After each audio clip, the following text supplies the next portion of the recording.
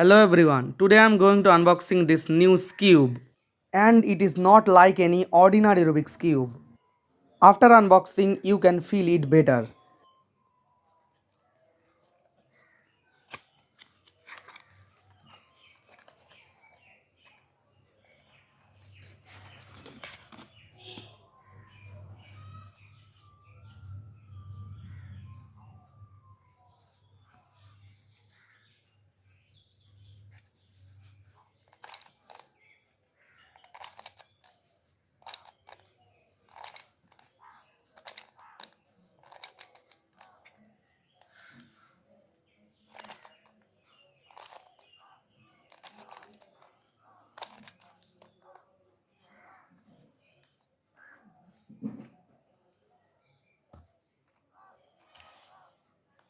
Which cube do you like most? Tell me in comment.